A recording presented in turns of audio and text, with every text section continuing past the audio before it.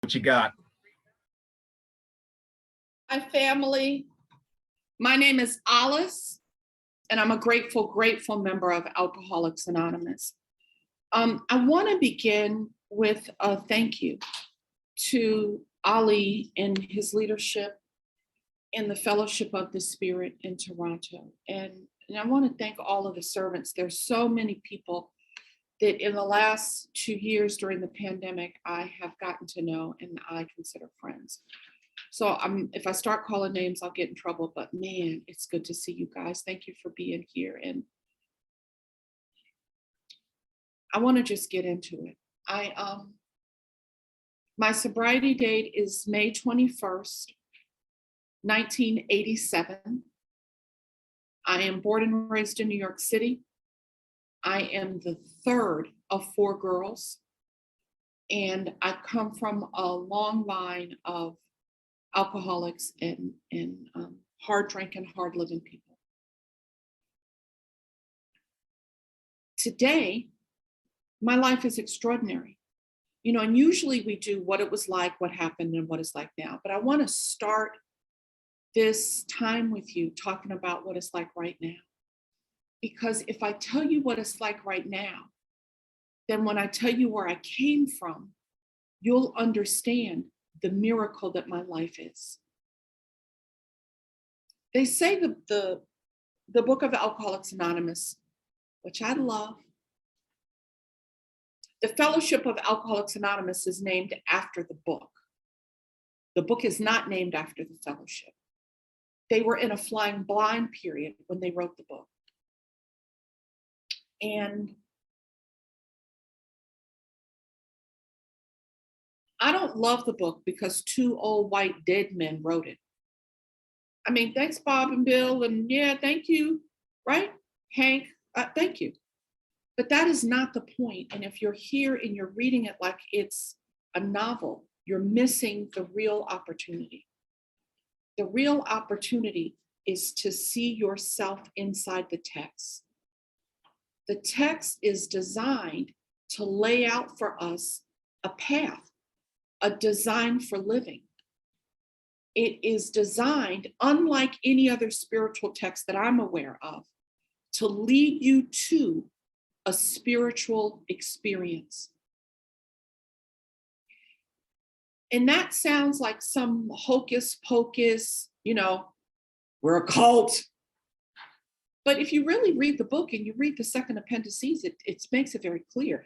A spiritual experience is simply a personality change sufficient to bring about recovery. That's really what we're after. And for me to have a personality change, that means I have to change. But I don't want to change. But here's what. Pain makes me change. Pain surrenders me, beats me down over and over and over again. And when I understand that, then I have a different relationship to the hardships that brought me here, to the pain that I experienced, to the things that have happened that other people might think, oh, I'm so sad for you. Don't be sad for me. My life is extraordinary. I'm about to tell you about it. So my home group is the Bronx Big Book. We're an intensive line-by-line study of the Book of Alcoholics Anonymous that meets every single night. Christmas, New Year's, Thanksgiving, every night. Sunday night, Monday night, every night. And every night there's a new speaker, and the speaker reads the book and shares their experience with the text to bring it alive, to make the text accessible to me and to all of us.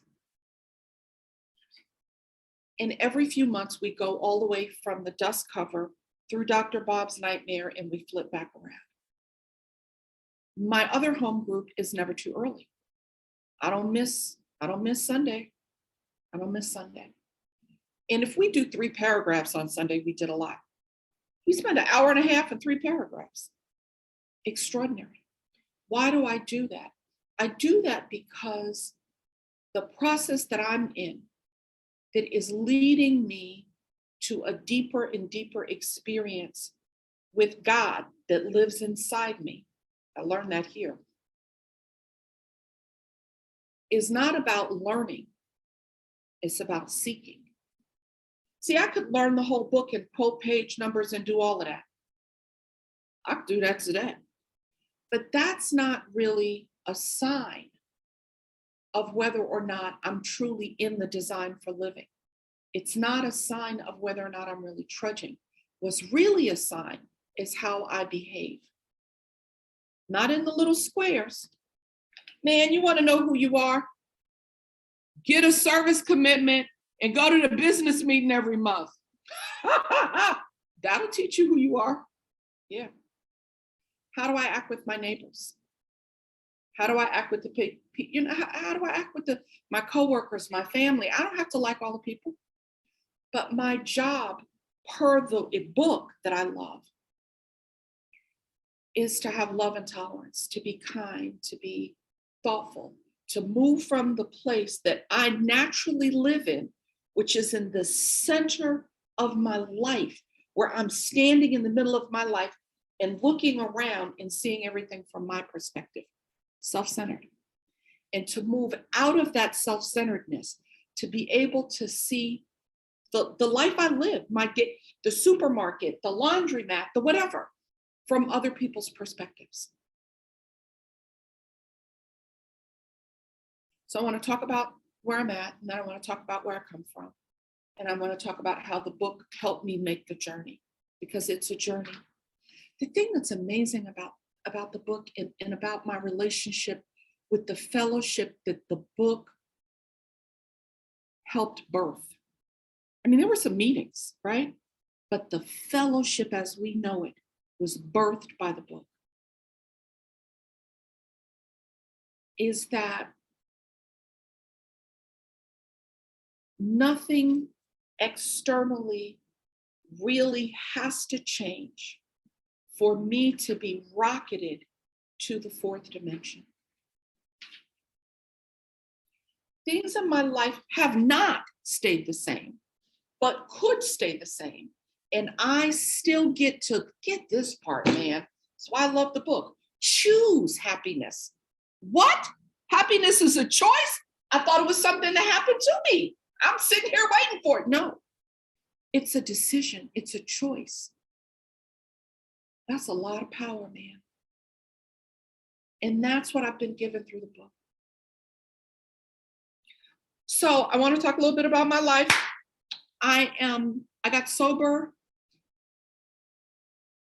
May 1st, 1987. I was 26 years old. I got sober in Oakland, California, but I'm born and raised in New York City. I love Oakland. I got the thumbs up on Oakland. I love Oakland. But I'm born and raised in New York City. And I did this geographic because people were bothering me about my drinking. And nobody wants to hear all that. And I went to a place where I could drink and party without concern or accountability, or I didn't know them people. I could do whatever I wanted to do. And that burnt my life to the ground. I want to say that.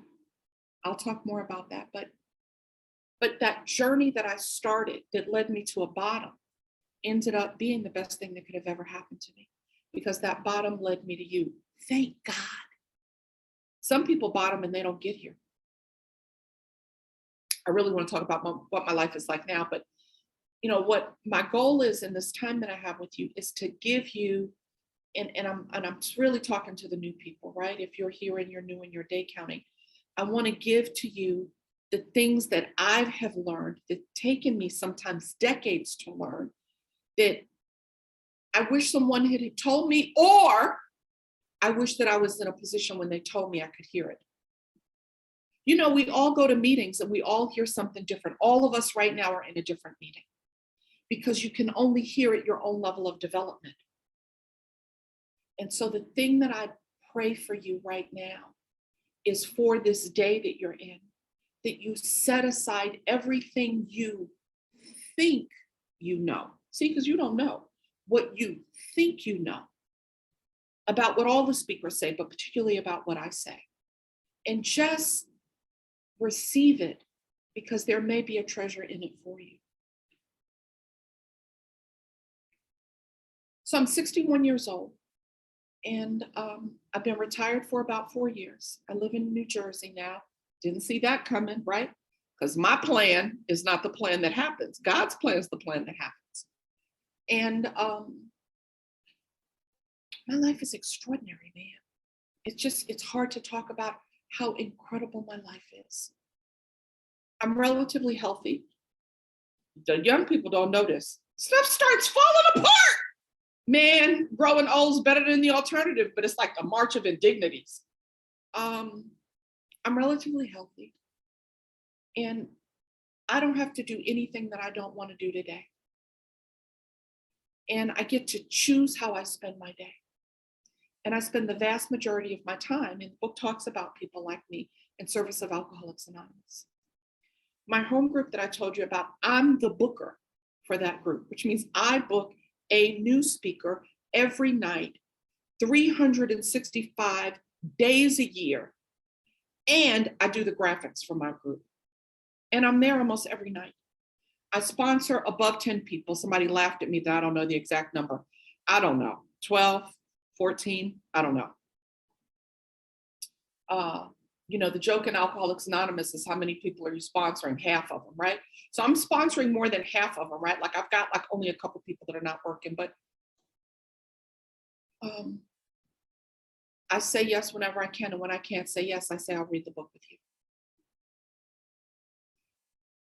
I have a beautiful space is important to me. Like my physical space is important to me. And so a beautiful space, and more than the space, I have a sense of peace.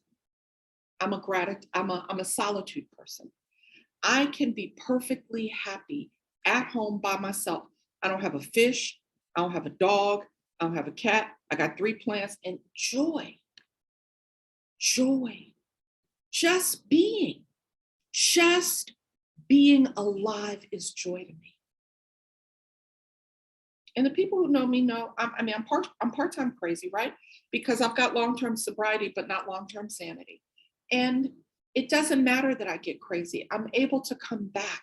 I'm able to come back to the center, the place that God holds me. And the thing that probably is the most important in my life today, I travel the world. I'm a traveler. I've been throughout Southeast Asia and Europe. I want to see all of it. I want to see all of it because that's what's interesting to me. I love art. I go to all kinds. It's part of the reason I moved back east. I go to plays. I go to museum exhibits. I bought a membership to the Metropolitan Museum of Art. I sure did. I go as much as I want. I go every day if I want because that's what makes me happy, right? But it's more the freedom to choose. That's what I'm trying to convey to you. That I live in freedom. And the freedom isn't just a physical freedom. It's an emotional freedom. It's a spiritual freedom. It's a mental freedom. I'm free. I'm free of worrying about what you think about me. I'm free. I'm free. And that's the thing that I want to tell you I got as a result of the book of Alcoholics Anonymous. The map inside the book led me back to me. Come on, y'all.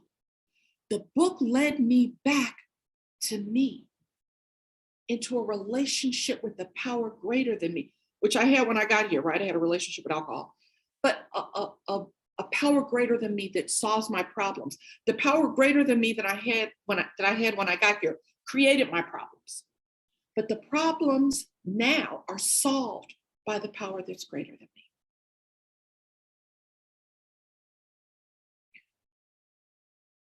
I can't over express, and I don't think I'm doing a good job of it, how beautiful my life is today. How peaceful, how joyful, how happy, how free I am. I can go anywhere and look anybody in the face. I know the difference between right and wrong, and I almost always do what's right. I mean, I do some wrong stuff, but I sure don't feel good doing it. I sure don't feel good doing it anymore. And that's freedom. the ability to emotionally self-regulate, the ability to make good decisions, the ability to see myself, the ability to face the uncomfortable truth about myself, the ability, man, I'm gonna jump ahead and tell you this. You know, I'm gonna jump ahead and tell you this. In the chapter, There is a Solution, it opens, and the first thing it tells me about the solution is I need to see that I have annihilated all things worthwhile in life. I have hurt people. I have created, I did that. That's the first, that's the pathway to the solution. That's not the solution. But until I see that, I'm unwilling to do the real solution. I mean, it goes on and on. It tells me about the different kind of alcoholics. I mean, it goes on and on. It tells me that the problem centers in my mind, that I'm mentally ill. What does the second step say? Restored to sanity. Only people who are insane need to be restored to sanity. This is if you are rightfully in Alcoholics Anonymous, and nobody comes here on a good day, and people don't come here by mistake. If you're here, you belong here. I'll tell you what I heard when I got here. If you're an alcoholic, you shouldn't drink. And if you're not an alcoholic, then not drinking should be easy. So if you struggle with your drinking, you're in the right place.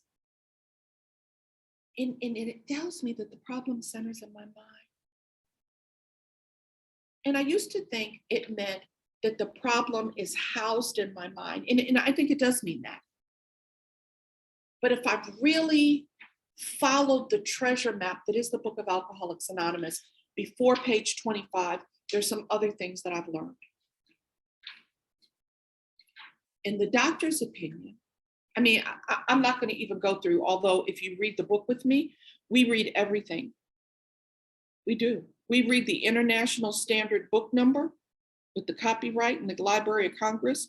We read everything because my job is to transmit to you, if we're reading the book together, a sense of ownership and mastery so that you have confidence to take someone else through the book. We read the table of contents, we read the summary of the story. I want you to know what's in there. So there's a lot before the doctor's opinion. But when you get to the doctor's opinion, it describes me perfectly. I am restless, I'm irritable, and I'm discontent. And what do I need? Ease and comfort. Why am I that way? Well, I'm that way because I have a first step problem.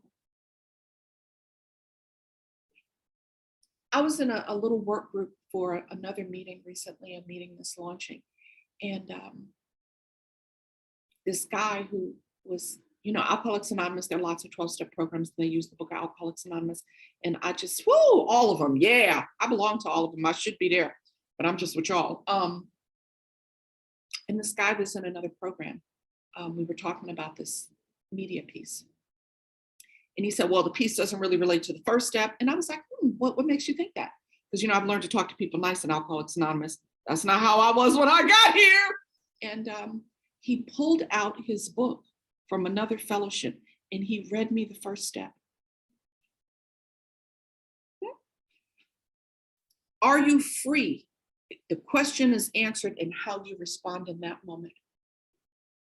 Freedom allows me to let somebody do that and not tell them I've been here 34 and a half years. Freedom didn't let me say to him, do you know that I speak on this? I didn't say none of that. I let him read that to me just as nice.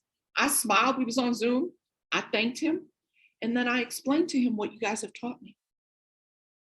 The first step in the book of Alcoholics Anonymous starts on Roman numeral 25 in the doctor's opinion.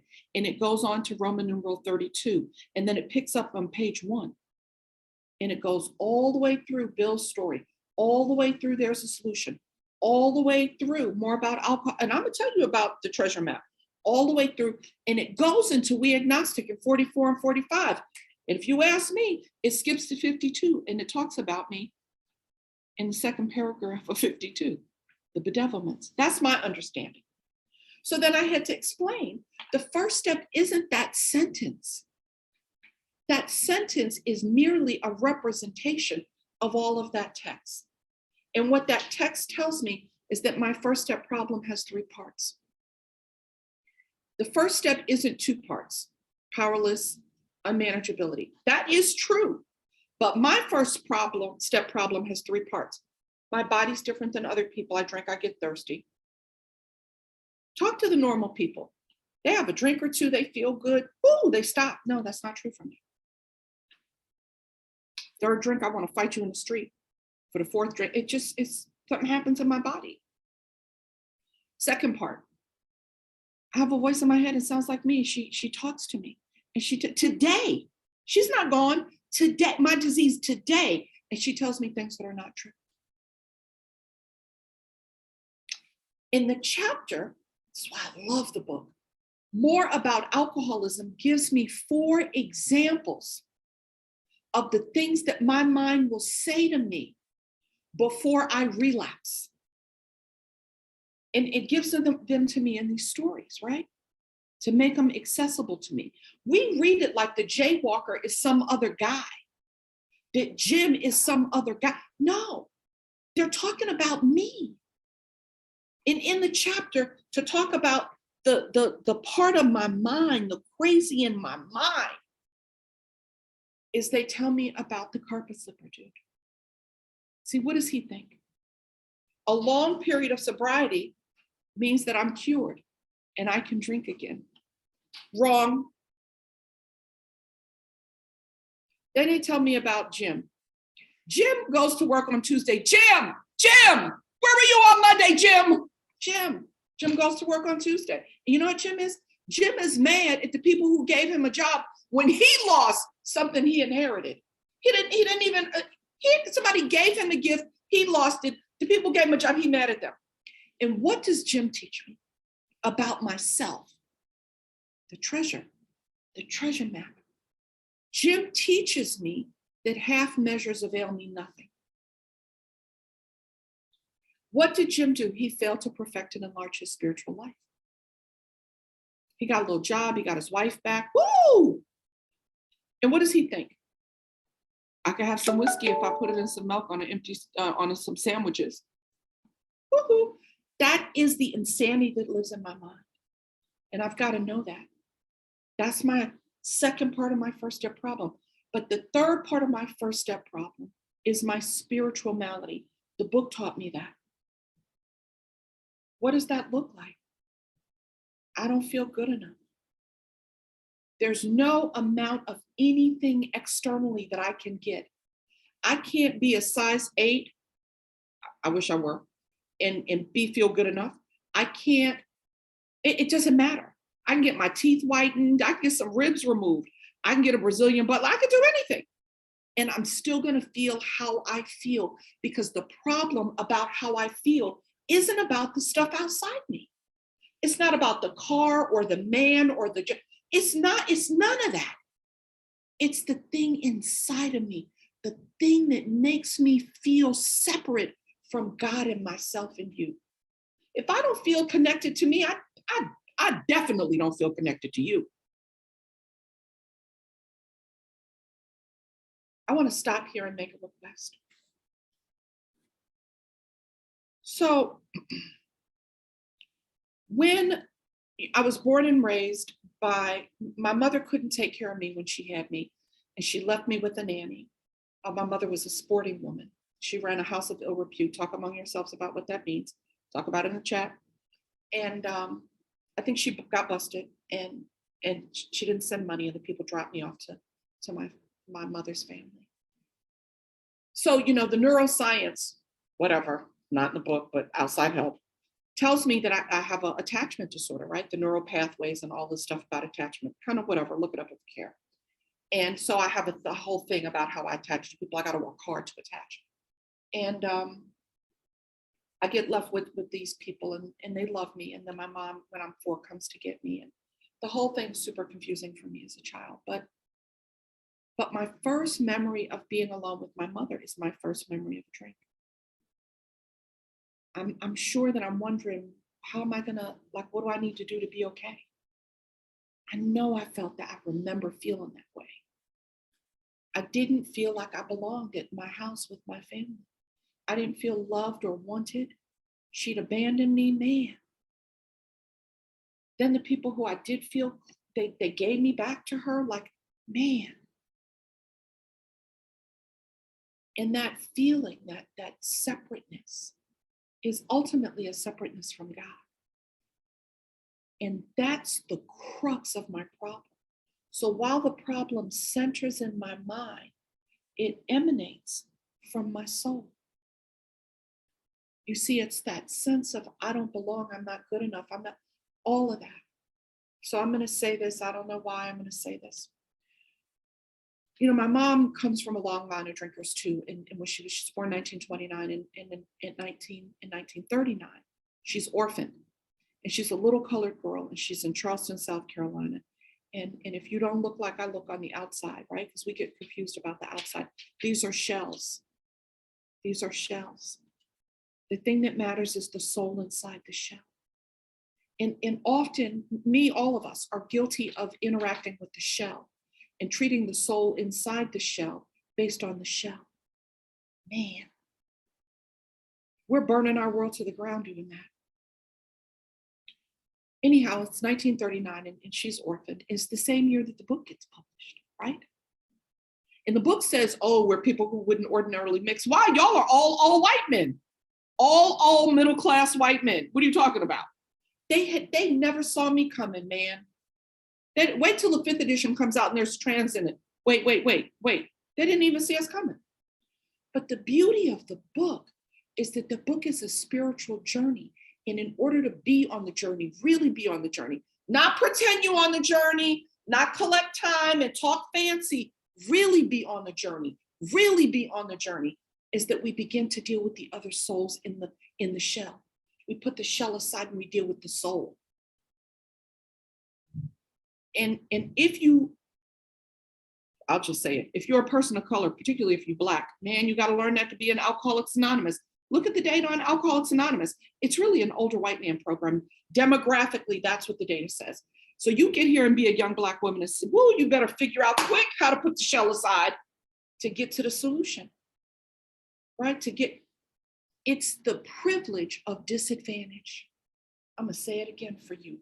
The privilege of disadvantage that I have is that I had to put the shell aside to get to the soul. And the soul led me to the solution. That was for somebody. And so I'm on this journey where over and over and over again, I'm trying to do the things the book leads me to. And at first, I think the book is leading me to not drinking. But this is not a not drinking program. The book tells me that over and over again. Over and over. I don't know. I think the first time it tells me is on page 19. We think, but the elimination of drinking is but the beginning. A real demonstration is in how we act in our homes, our jobs, and our affairs. Well, that's my whole life. And the book tells me that this is not a not drinking program, and this is not a self-help program. This is a mutual aid society that is about living right, living in the sunlight of the Spirit. I swear to God, I didn't know that when I got here in 1987. I thought you work the steps off the shade and you get a car and a job and you be cute and you get a husband and keep it moving. Woo! No, that's absolutely not how it works. The doctor's opinion tells me what my problem is. And I realize I have a threefold problem in step 1. But when I really understand, I understand that the third part of my first step problem, my spiritual malady, is what all of the other 11 steps in the book are designed to treat. It tells me on the top of page 23, it would be moot and academic if the dude didn't take another drink. If you don't drink again, the problem in your body is irrelevant. Why do you drink? Because of the problem in your mind. Why is your mind pressing on you? Why are you obsessed? Because I don't feel good in my body. My soul is on fire. And here's the irony of it all. Alcoholics Anonymous is a series of paradoxes.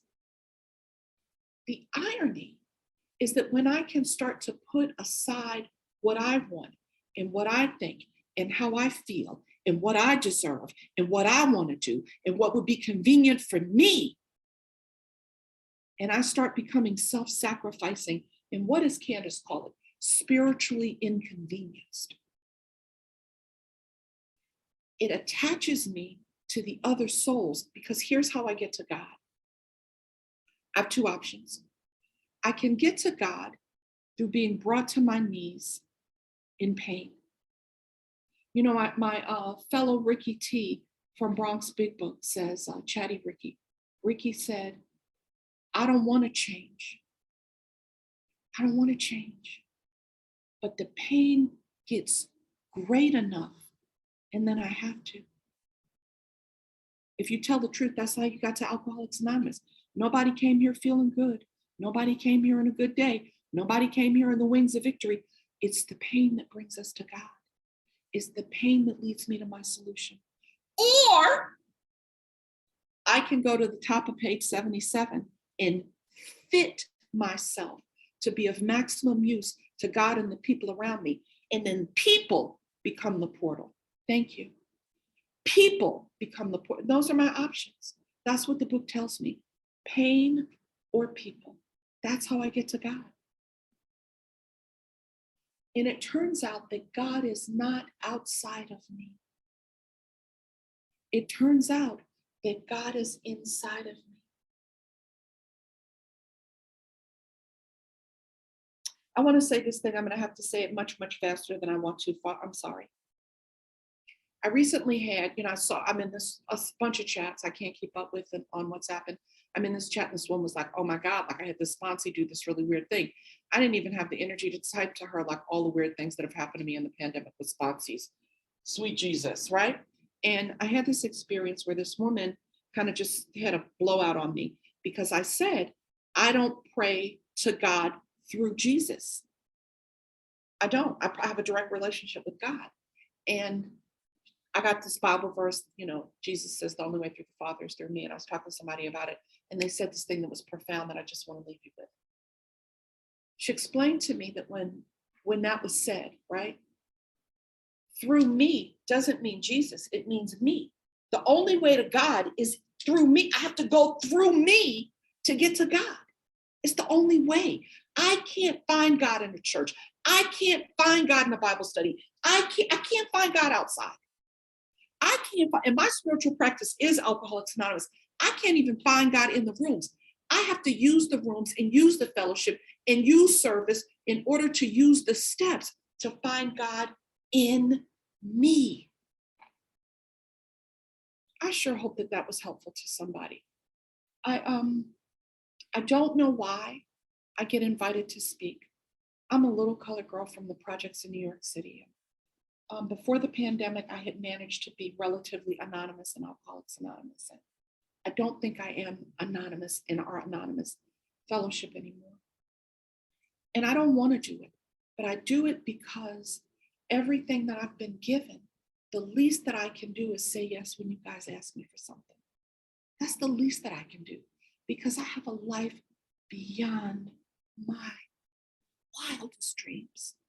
And if you're new, let me tell you, you never have to drink again. If you're not so new and you're miserable, you never have to feel that way again. Joy and happiness and peace is waiting for you if you follow the treasure map as outlined in the book. Thank you, guys.